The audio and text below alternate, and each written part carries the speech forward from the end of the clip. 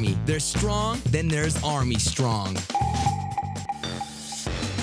Masvidal takes advantage of every space given to him. Masvidal continues to find his target. This crowd is as electric as the action in the ring, and it ain't over. Known as one of MMA's most masterful strikers, Miami's Jorge "Gamebred" Masvidal is entering his peak as a professional. But in reality, Jorge has been a fighter his entire life. I never played football, basketball. It didn't really attract me. Fighting was like, I don't know, it excited me, got my blood pumping. Looking back, I was just an upset kid. I had like a big chip on my shoulder because I probably didn't have my father there.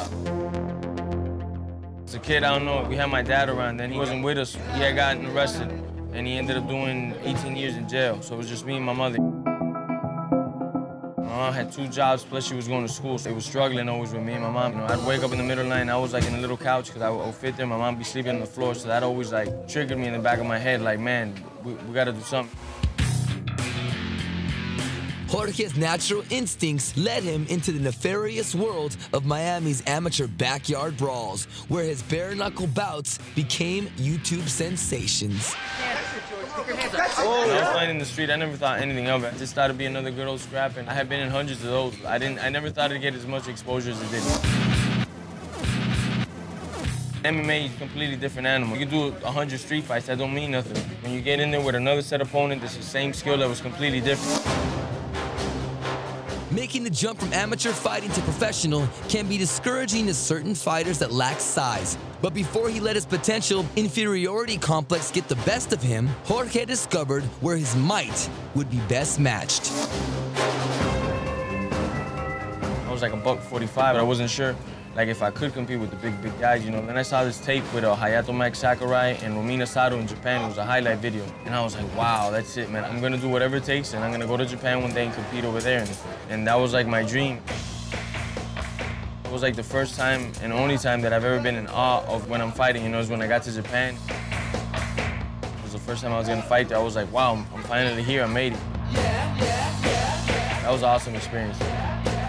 A string of victorious matchups in Japan may have helped set the stage for the fighter to become a formidable contender. And Jorge had returned home, righting some of the wrongs in his personal life. I know what it is not to have a dad, and though he was in jail and I grew up going through an institution to see him, I'd be there like every week or every other week. I got 2 little girls. Right now, I'm with my babies all the time. Staying the course turned out to be a key asset for the fighter, who never gave up on his dad when he was a kid, and never gave up on his dream as a fighter, a father, and an unwavering son. You got to see me fight live twice. When I fought Yves Edwards in New Jersey, he drove all the way from Miami. He had to make a bunch of calls to his PO, but he went all the way up to New Jersey, got to see me fight. Jorge "Gamebred" Masvidal is a veteran of the cage. I've always thought, like, since I got into the sport, I represent me, and I'd have fans that could relate to me and they get behind me. But right now, I represent for me, for my God, for my children.